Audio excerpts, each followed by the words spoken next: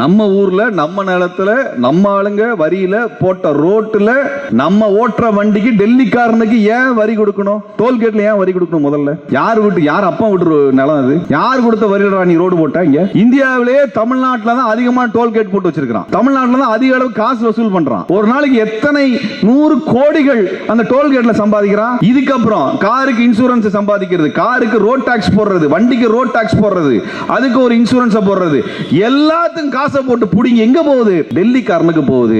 அவங்க கிட்ட தமிழ்நாட்டுக்கு பங்கு கொடுறான்னு கேட்டா தமிழ்நாட்டு பங்கு தரமாட்டேன் நிறுத்தி வைக்கிறான்னா என்ன சொல்ல வர்றான்? பிஜேபி என்ன சொல்ல வர்றான்? உன்கிட்ட வரி வாங்கிக்குவேன், ஆனா உனக்கான பங்கை தரமாட்டேன். நீ உன் காலேஜில் உன் பிள்ளைங்க படிக்கிறத நான் தடுத்து வைப்பேன். நீ சாப்பிடுற சாப்பாடுக்கு அதிகமான வரிய போடுவேன். ஓ மொழிக்கு, தமிழ் மொழிக்கு எந்த பணமும் நான் தரமாட்டேன்.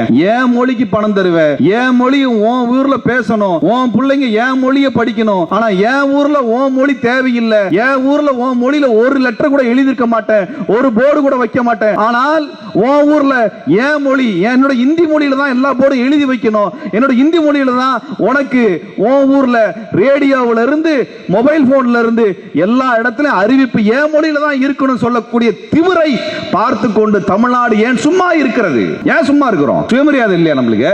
வெக்கமா இல்லையா? இவன் யார்? இவன் யாரா? நீ உனக்கு எனக்கு என்ன சம்பந்தம்? குஜராத்துக்காரன் என்னைக்கா தமிழ்நாட்டு மேல படையெடுத்து வந்து எங்களெல்லாம் நீ வந்து ஆட்சி பண்ணிருக்கிறியா? இல்ல உத்தரப்பிரதேசக்காரன் எங்க ஊர்ல வெள்ளம் வந்தது இப்ப எங்களெல்லாம் காப்பாத்தினியா? நீ என்ன பண்ண? இலக்கியத்தால் ஒன்றுபட்டு உன்னை போன்ற மக்களே வரலாற்றை படைப்பார்.